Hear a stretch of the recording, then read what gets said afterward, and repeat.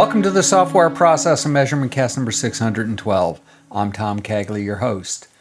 This week, we have a very special conversation with Alan Kelly and Woody Zuill. We discussed the topic of being an Agile guide.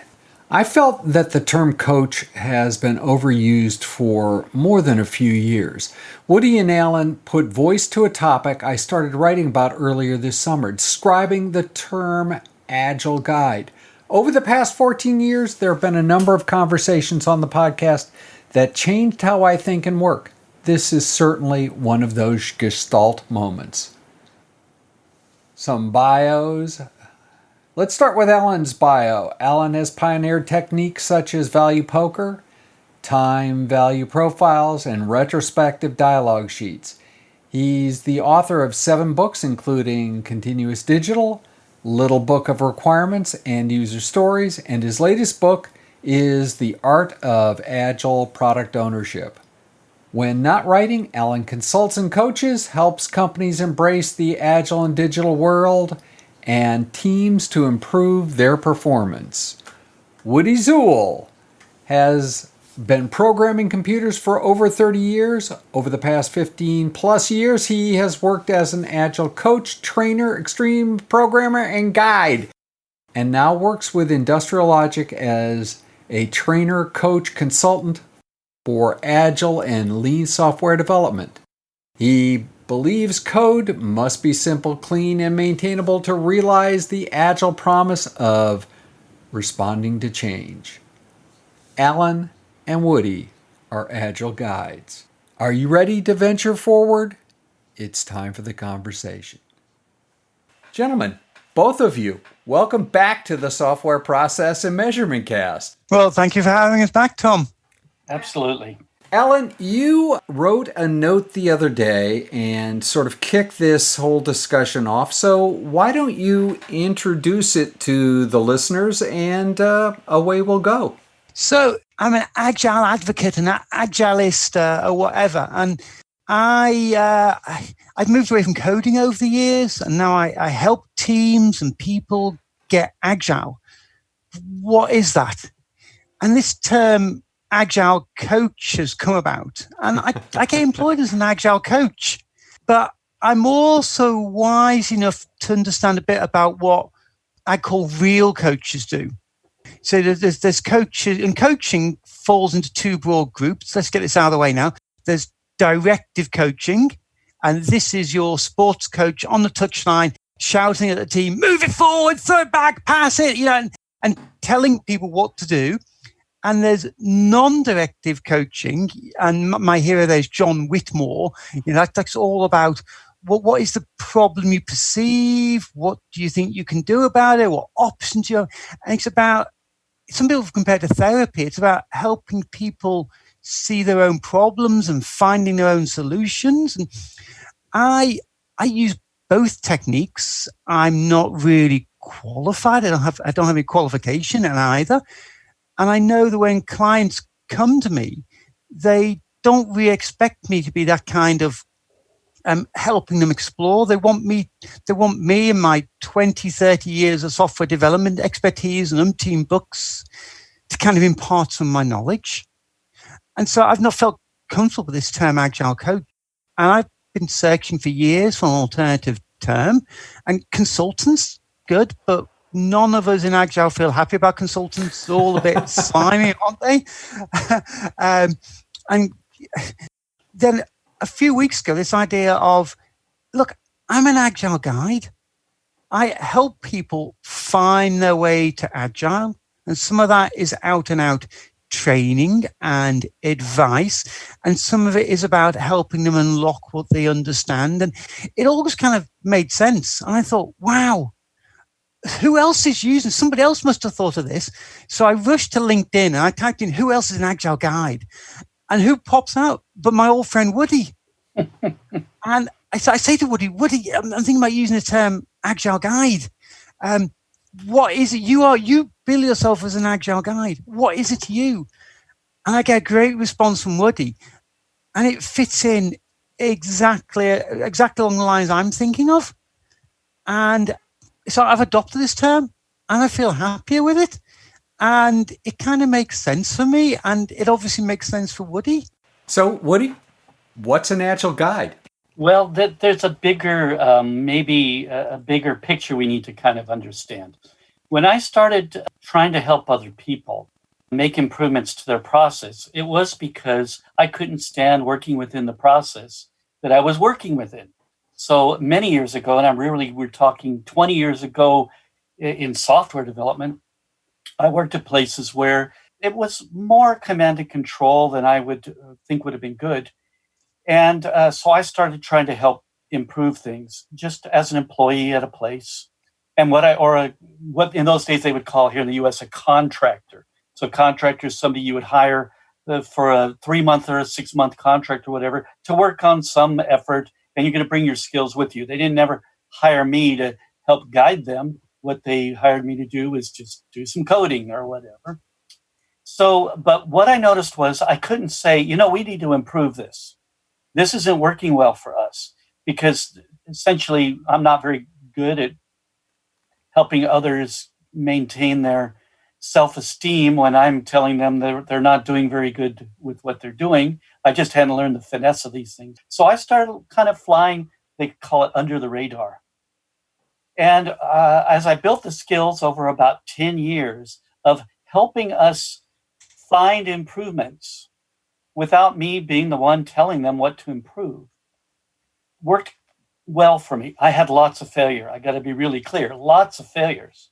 And even when I had successes, they almost always turned into failures, because once you get a success, then somebody's going to always say things like, oh, yeah, but that worked because of some, perceived rationale they're going to have why it would work in your situation, but it wouldn't work for us, and so on. So after many years of doing this, it finally dawned on me, well, now I want to get to why I started using the term guide. When I had to start putting into my profile or whatever what I do, I already did not like the idea of coach, because there were lots of people calling themselves coaches, and they all were describing things that I wasn't describing about myself. So it's going to be the difference between coach and guide. And I made a long list of other things. It could be a trainer. It could be a teacher. It could be a boss. It could be a mentor. There's all kinds of ways to talk about this stuff. But what I found for myself was there was a lot of conversation going on about, hey, everybody's putting themselves out as a coach, but they're not coaches. They're not certified, or they didn't get a degree or whatever. Well, yeah, okay. But if you go down to the Little League, and they've got a Little League here in the US, they got baseball, Little League coach. Well, do they have a degree in coaching? No. People call themselves coaches because they want to think of themselves as a coach. Here's the thing. I can look back in my past to what people who have coached me, including running track in high school and in other things, and people who have guided me. So like a tour guide, or maybe a wilderness guide and things like that. And I started identifying more with the approach that I had and the way I was thinking, more with the idea of guiding or being a guide than being a coach. So I think of the difference kind of very starkly like this. A coach is outside of the process, where a guide is going to be part of the process. So most coaches, I think that, Alan, you did a great job there. You say, here's this person on the sidelines of a game yelling instructions. Well, that's a pretty brutal kind of a coach. But that person's not in the game. They're on the sidelines of the game. But a guide in it might be, in American football, you would have a quarterback. He's part of the game. He's calling a few things, but that's a little bit different. So I would say it this way. I was in track in high school, and my coach would come up to me at the end of every race and let me know what things he saw that might be useful to me. And I kind of like that idea of the coach. They're paying attention. They're not part of the competition. That gives them the possibility of seeing things that those who are in the race can't see themselves. I can't see that somebody's 10 feet behind me. I might hear it. And of course, in high school coaching, they would always tell me, don't look over your shoulder. Every time you look over your shoulder, that's helping you not win this race. So you sense things in a different way. So I would learn all those things from a coach. But I didn't think of myself as being just from the outside. So I was thinking, I'm part of this. I'm part of what we're doing. I'm not here to make your decisions for you or tell you much. I'm here to help us. This is maybe the other kind of coaching that Alan, you were talking about. I'm going to help us. Well, I like to think of it this way. I've been here before, but not in your exact situation. It's kind of like if you had a guide, hopefully you both have heard of Lewis and Clark. So they're a famous duo who explored essentially the Louisiana Purchase or whatever, all the way from Missouri to the West Coast. The U.S. was in a race for this idea that it was our God-given manifest destiny. A manifest destiny. And so, but they didn't need a coach to tell them, things. They needed a guide who didn't necessarily know, or they needed several guides who didn't necessarily know exactly where we were going, but they knew how to exist within an unknown environment. They know how to communicate with people when we can't even speak the same language. They know how to tell it's going to be a cold night coming on just by the signs of the nature around them. They're not necessarily telling you what to do, but you're getting the benefit of their knowledge and you're making your own decisions. I hope so. That was a long way around to talk about what does it mean to be a guide. Okay. It's like a guide in like I've been in cities where they conference, whatever I'm speaking out, they hire a guide to show you the city. Now they can take you to all the great places to look, but what they tend to do, the better ones, is find out what you're interested in seeing and seeing if they can find a way to get some of that. They know the streets not to go down because you get robbed if you go down that way. And they know the streets that are safe to go down because they already bribed the robbers down that way. And so they got a deal worked out. You know what I'm saying? It's a different thing than being a coach. I think You're that's in the midst of it. Go ahead. That's an important point, Woody, because to me, the better coaches, the non-directive coaches, almost their knowledge and their expertise in the field is secondary. And certainly if you read the people like John Whitmore who write about this, they talk about, if you're a good coach, you're a good coach and you can coach anything because they know how to get the coachee to open up and to see these things. And the coachee drives the whole process, which is great. But I most of the agile coaches I see aren't at that stage. They're using their own knowledge and they have more or less knowledge. And actually, if you go and employ someone such as myself or yourself, we have decades of experience in the software domain. I can't help but feel it's a waste of the money you're spending on me if you're going to say, don't use that knowledge. Well, I'm not very good at not telling you. I'll keep my mouth shut, but it's a waste. And the guide, as you say, they know the city, they know the terrain, and they can help you there. The other thing I liked from what you were saying is that it might be several guides. There might be a guide over technical practices, a guide over process, a guide over product owners. You may need different guides at different times in different places. That's a good point. Well, I think that to emphasize that is that every situation is different. So the knowledge I bring is not going to necessarily apply directly. So we're talking maybe about spheres here. The sphere of the work itself is one thing, but that's enclosed in a sphere of how do we figure out how we will go about doing the work. And that might be enclosed in a sphere that's even further out about what's our purpose? Why are we doing things at all? Why are we in this business? These spheres help us think about whatever's within that sphere. And of course, the spheres are, they're not really as isolated as we'd like to think they are. a good case in point right now is that, we're all running our businesses. Everything is, we're in control of what's going on. And then all of a sudden we have to switch to working from home. And we have to be really quite observant about how safe are we keeping ourselves and things like that, because we're in this other sphere that has nothing to do with our business. And then there are other spheres that are overlapping ours and so on, and we don't even really pay attention to them. So we can't just say, hey, we've isolated everything. Whatever we say is going to be right in this environment, because there's too many things interfering. We can never say this is the one right way. I like to quote my dad on stuff. He used to say, there's 1,000 right ways to do anything. So we should never think ours is the one right way. Yes. And I think that's really true. That opens up a lot of possibilities. But we are indiscriminate. If we want to just pick on the poor word coach for a second, we are indiscriminate in how we use it. It's funny. This morning I actually wrote a piece comparing life coaches to athletic coaches for a friend who needed some advice. But very frankly, I remember my first athletic coach, and very frankly, that's why I stopped playing baseball that year. I dropped a ball in right field. I was 6 years old. I still, to this day, roughly 50 some odd years later, remember the spit flying out of the guy's mouth as he chewed me out. I had to play every game, so I stopped somewhere in the middle of that season.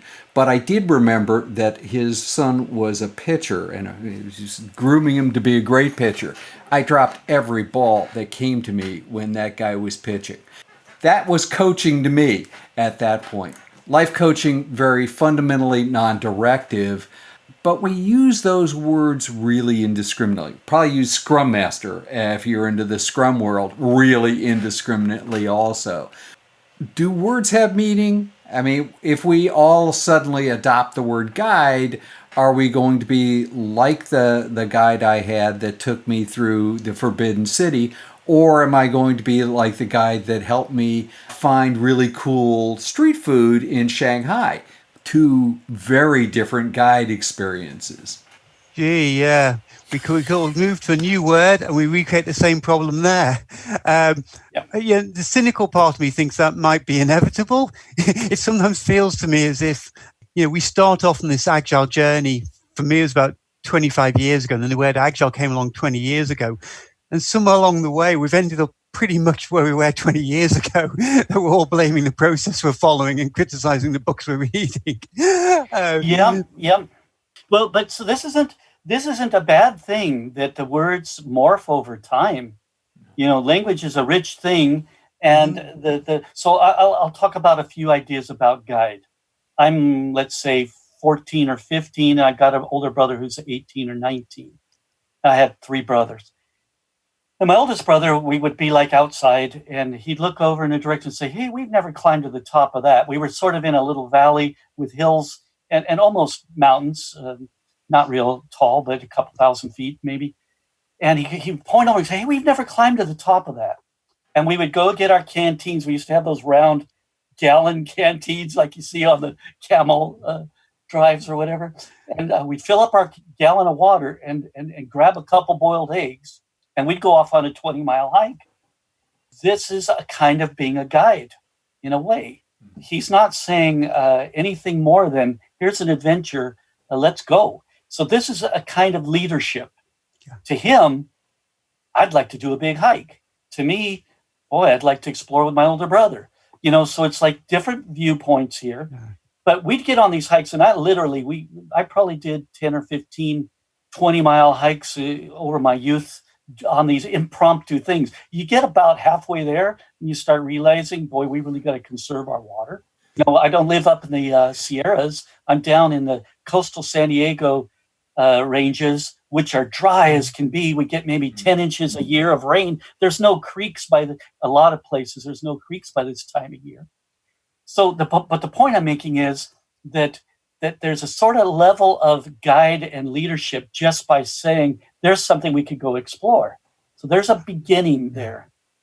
I'm always afraid of using a term like coach because it's overloaded. Yes. Yeah. So I think to answer Tom's question, we may end up in the same position in 5 years' time with the word guide as we do coach. That's right. Right now, it's an improvement over what we have.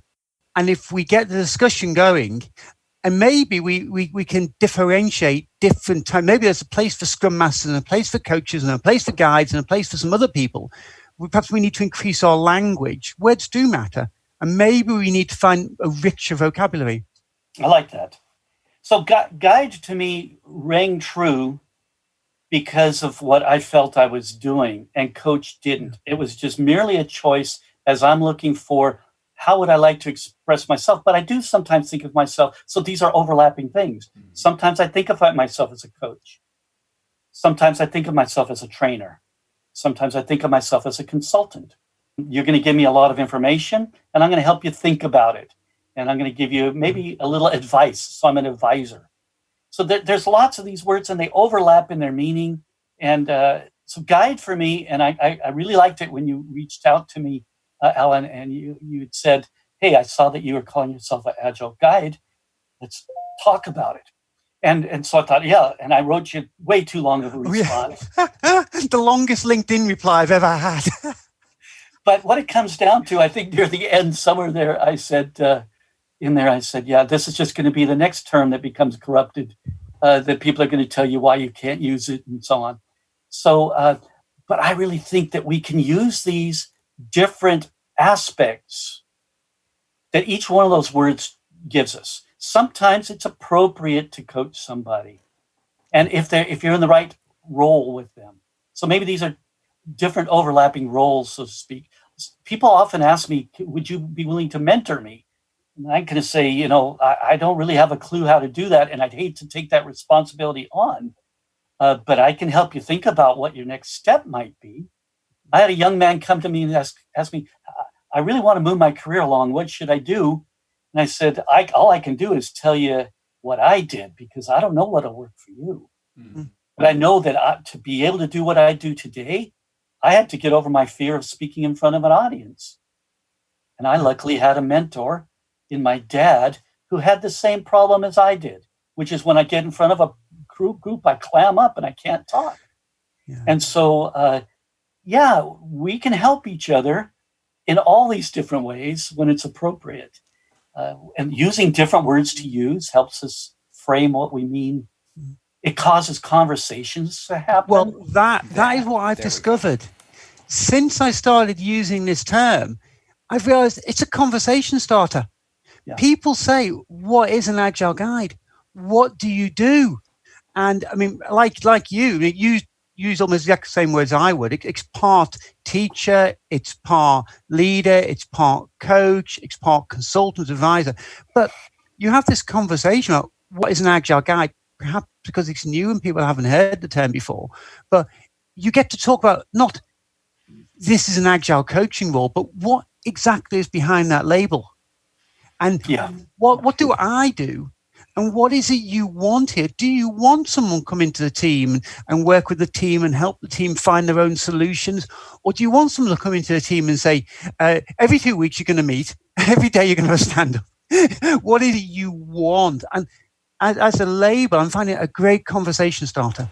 So generally, right, words, once they become overloaded, and maybe overloaded might not be the right term for it, but once they become in popular usage, everyone has a perception as to what that word means.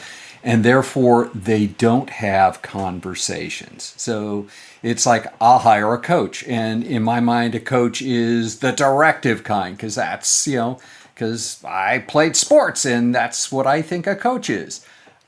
I want to hire a coach, and I'm one of these more non-directive, and therefore you don't have the conversation. Hopefully that never really does happen, but you have that conversation, and so you have a mismatch immediately, right. and nobody ends up happy.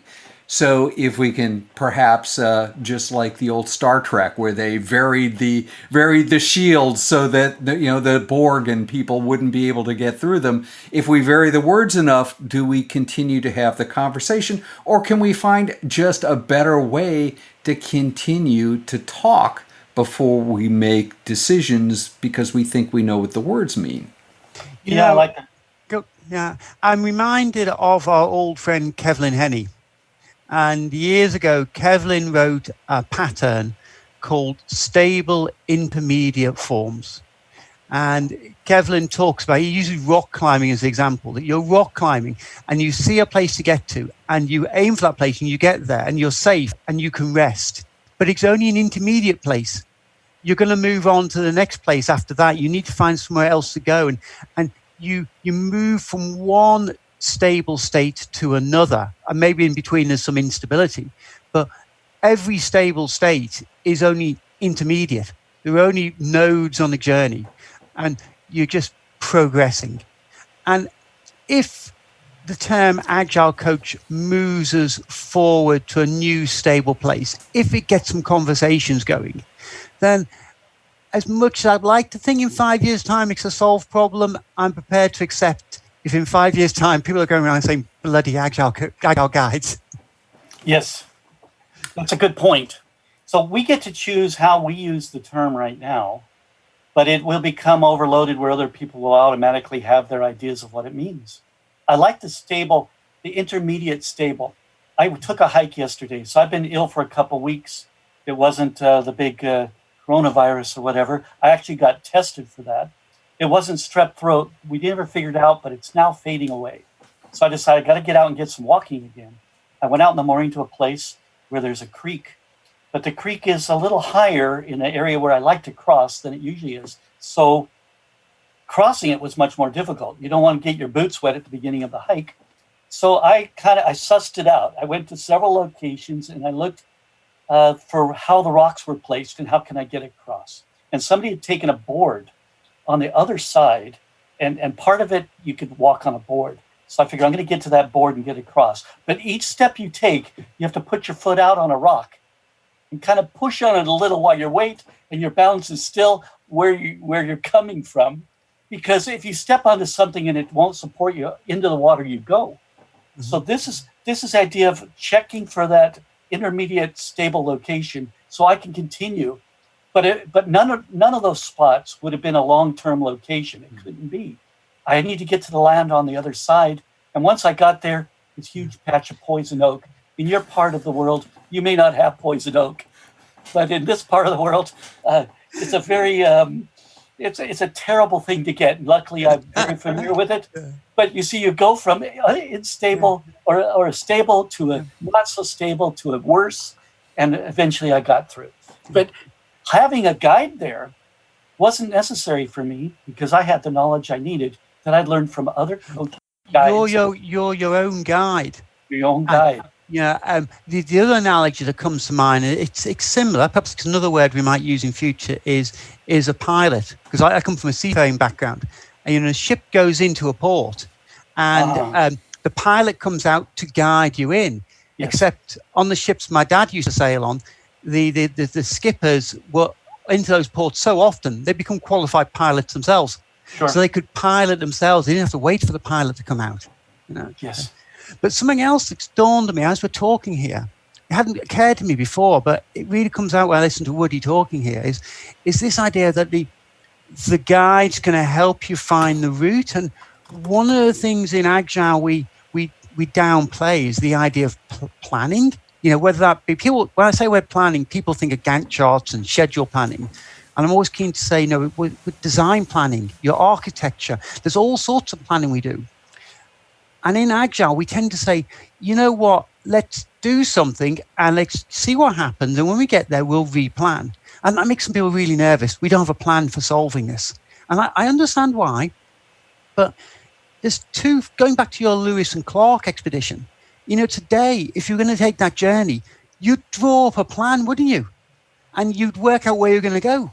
But there are times when you're in an environment where there are no maps, or that the maps are inaccurate.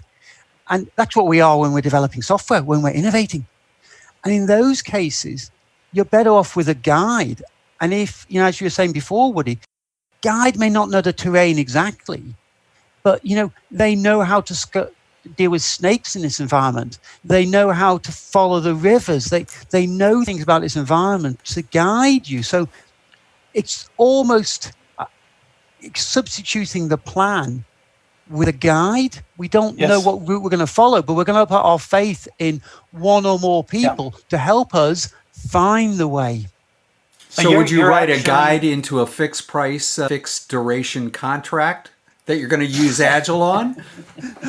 Well, what did he say what he was going to say before we come back to that? That's actually a very tricky thing. Fixed price, fixed duration, fixed scope. Yeah, that's God help us. That's a trick we play on ourselves, no matter what we're doing. But I really like the Lewis and Clark example, and I want to talk about another expedition that a book was written about it called The Brutal Journey. So the Brutal Journey was in 1530s, something like that. And I don't remember the names of the people involved. This was Spanish conquistadors. And the one fellow, I think his name, we'll get names later, rather than get them wrong. He kind of felt cheated. Cortez had invaded Mexico and basically took all the gold from the Aztecs or whatever was there. Pretty brutal stuff alone there. But this guy felt shorted on that deal and got the rights to come and take all the gold or explore and overrun Florida. Not nearly necessarily as rich in gold, it turns out, as Mexico was. So he comes in there in the 1530s or 40s, not long after the Spanish had already decimated much of the area. But nobody had really yet explored the coast of Gulf of Mexico. So Gulf of Mexico goes from Florida, all the way over to Texas and Mexico, and then it encompasses this huge area. They went in with about 300 or 400 men and 3 ships. They left them off near Tampa, and they went off hiking to find the riches of Florida with people wearing armor, carrying guns. The richer of them have horses. None of these fit the terrain or the need very much. It's not like roaming around on a desert. It's mucky mud, roots everywhere. You're not going to make good progress. They went on for several months. I don't know how long, but their goal was to end up north. And then the ships would come and pick them up after they had found where the natives there were very smart.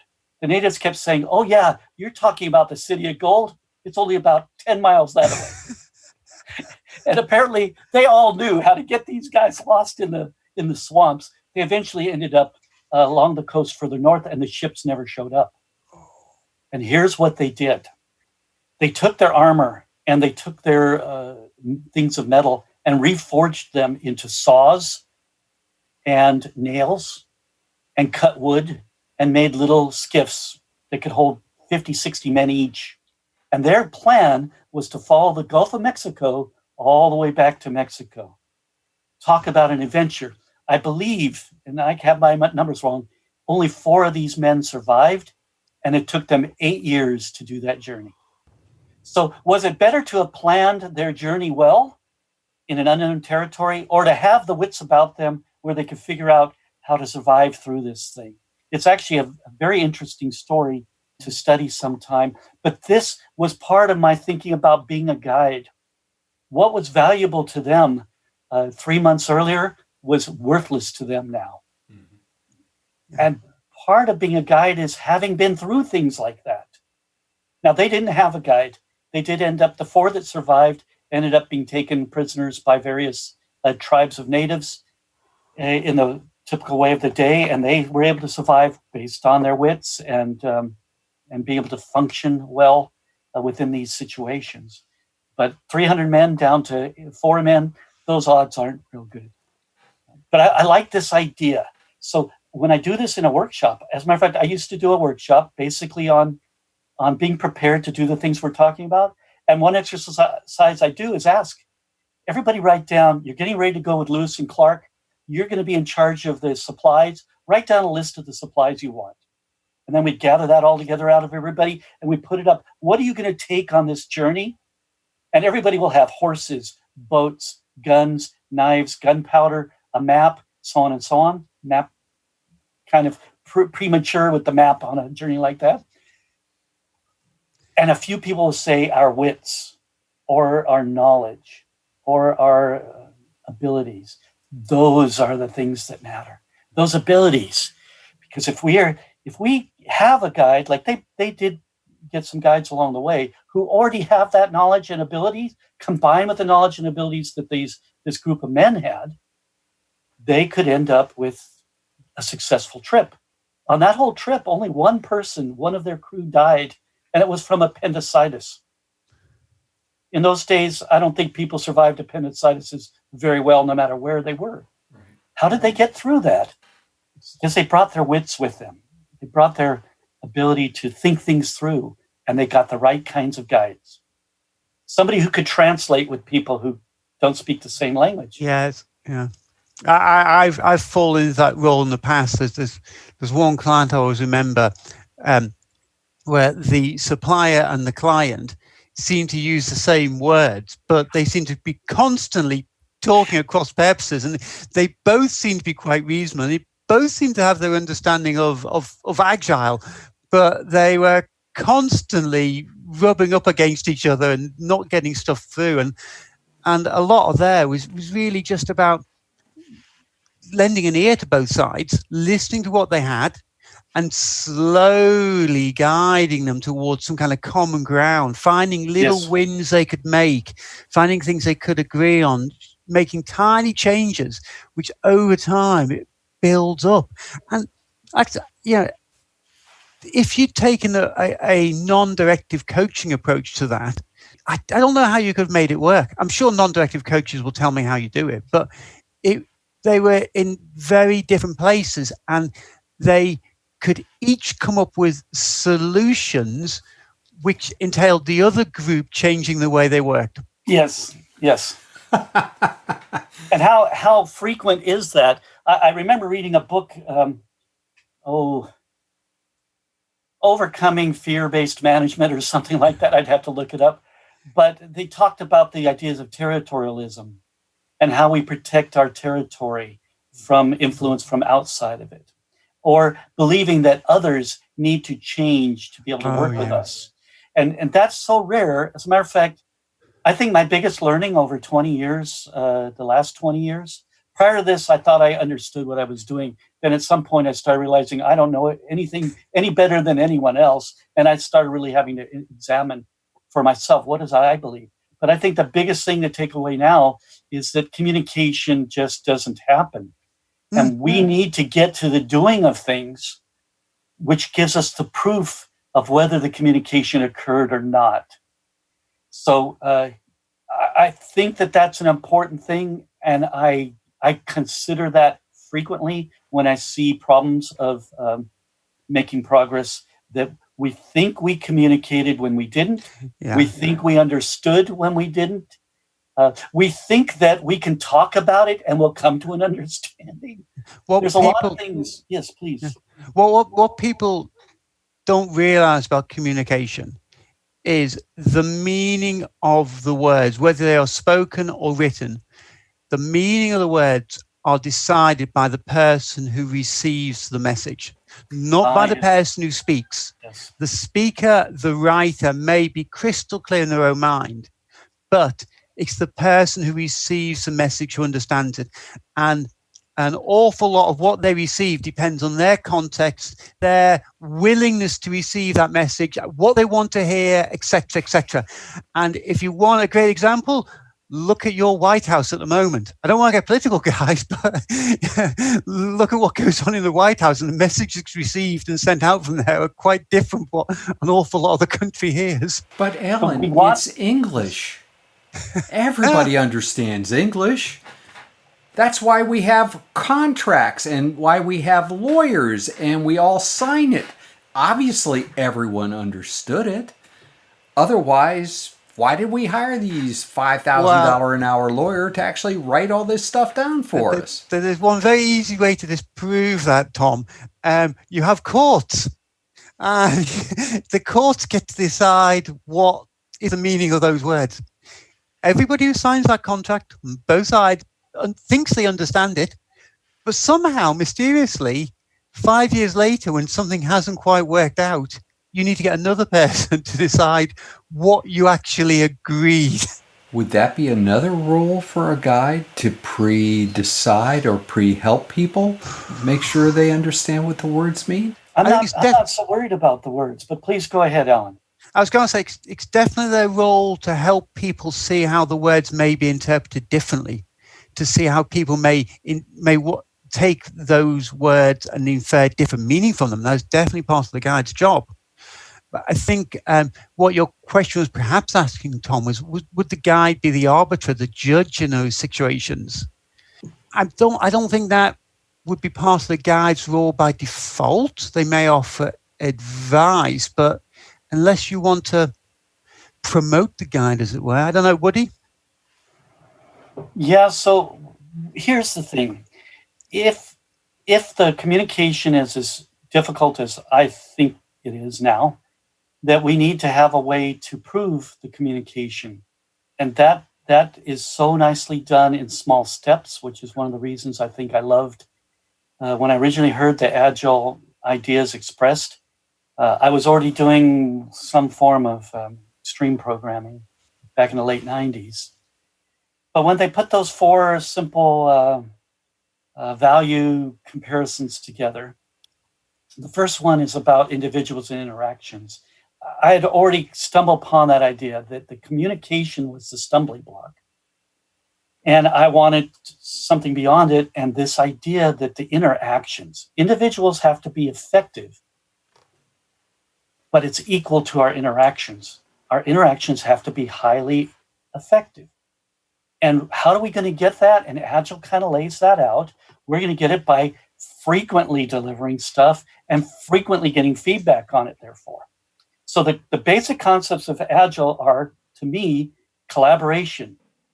All of the work that we do, regardless of what it is, unless you're writing some software that you're the only one who's ever going to use it, and you know exactly what you want, you're going to have to collaborate with someone else at some point. And then we have to ask ourselves, how effective do we want our collaboration to be? Because if our collaboration is going to be somebody writing a requirements document, somebody else drawing diagrams based on it, and somebody else writing code, and that's our collaboration, we're really setting ourselves up for failure. The idea that we could communicate much more closely in a much more collaborative or an effectively collaborative way. Because both of these are collaborations. Matter of fact, when Alan writes a book, and I've read, I'm pretty certain, all of your books, when you write a book, it's a collaboration with your readers. It's just so dang one way that there's no chance for anything beyond the offloading of some information.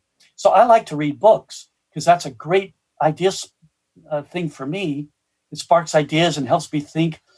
But in the reverse, it's just the most difficult way of communicating. Now, if we just write emails to each other or letters, I think Albert Einstein used to write a whole bunch of letters with Niels Bohr or whoever, and they have these long letter conversations. That's a step up. What if we're in the same cafe together and we're talking with each other and we have a whiteboard there? We can make the collaborations more and more effective. But there's problems at each step at making them more effective. A programmer, for example, who's been programming for 20 years has spent most of their life working alone, not gaining the skills of communicating their ideas, not gaining the skills of understanding others. All of these things get in the way of this collaboration. Now, let's bring that back to being a guide. My first real exercise of doing something I would consider guide-like was in software development was in 2003, where I've already had failures in organizations that were very command and control. And I was given, I took on a night job because I was given the freedom to figure out how are we going to move forward. And we were able to guide ourselves. So I just took some stuff that I was reading, presented it to them. Then we discussed what we might do. So as a way, I was guiding them to some things that would be worthwhile considering. They didn't know to read these materials, so I was there to guide them in understanding these materials. That grew as a technique for me. And I started just asking people, hey, I read this article on pair programming. Have you ever heard about pair programming? I read this article. I'd like to hear your feedback on it. So I started realizing that I could guide people into what they're willing to think about today, or they're just going to ignore me, because sometimes I'd never hear back from them. I have the same experience. And you're also cutting to one of the things I like about the idea of being a guide rather than a coach. Sometimes I do know that there's some pain in front of them, but they need to overcome this pain to get to a better world. If we do not march up that mountain and go across the top of the mountain, then we can try and go around it, but I know that the way around it is going to be longer and ultimately harder, and it will take us 2 years to do it. If we go up the mountain and we come down the other side, we're going to be there so much quicker and we'll be in a better place. And talking about feedback is a great example of that, in that perhaps because it is totally rational, and perhaps because so many people are trained this way, that we should plan everything out in advance, shouldn't we? And we should decide what we're going to do and all the rest of it. And there's an entirely rational thought process like that. And if you're coaching somebody, then I think it's entirely rational that they could build up an entire model where the answer is not what we call agile, but is more planning. Right. And absolutely. we went down that rabbit hole for 20 odd years. Yeah. And I think part of my role as a guide rather than a coach is to say, look, I know what you're saying is entirely rational, but this is all prefixed on the idea that we want to be agile. And so I'm just going to be really nasty to you, and I'm going to force you to do it this way because this is agile, and what you're suggesting is something else. Now, you've done it that way before. You know what it's like doing it that way. I want you to try something else. And I feel as if I'm calling myself a coach, I am best debatable whether I have the right to say that. If I'm a guide, then I feel in myself that I have more legitimacy in saying, we're going to try and do it this way. Yeah, I like that. Gentlemen, I hate to do this, but I think we could probably go on for a while, and I'm having fun actually playing the foil here and throwing out some strange things that generally don't come out of my mouth, but they are fun to elicit a conversation, and it is truly all about the conversation. If people wanted to get in touch with you to continue the conversation, how would they go about doing that?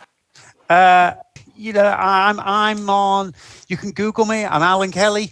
I'm on Google. I'm not Google. Of course I'm on Google. Well, if you're not on Google and they Google you, then it's not going to work. Yeah, I'm usually on Twitter. We're having a little bit of a boycott here in the UK. I don't know if you guys are today and tomorrow, yesterday and today. But normally I'm on Twitter. I have a blog. I have a website. I'm always open to people dropping me an email and just shooting an idea at me. I'm happy to reply. So just alankelly.net. Simple enough. Yeah, so I'm in Twitter and LinkedIn. If they're boycotting Twitter today, then just send me a note to connect up with me in LinkedIn. When they're boycotting LinkedIn, then use Twitter. So, but you can find me easy enough. I will always communicate back. It may not be instantly, but I would love to hear from you. If I can help you think about what you want to call yourself, that would be a useful conversation for me to have, because maybe I want to hear about how you think of your interactions with people. I would love to find somebody who thinks of themselves like they don't call themselves a coach or a guide, but they call themselves a overlord, or maybe they call themselves a titan, or I don't know what, but I'd love to hear the differences. So yeah, let's have that conversation. That would be an interesting discussion. Maybe an agile wrangler. An agile wrangler. Ooh, there we Absolutely. go. So, absolutely. Gentlemen, this has been absolutely fantastic. Alan, thank you for suggesting this. This is marvelous and as useful, I think, as any of the conversations I've had on the podcast over the 14 years. So thank you, gentlemen, and I look forward to talking again. Excellent. Thank you so much. Thank you, Tom. Thank you, Woody. Bye.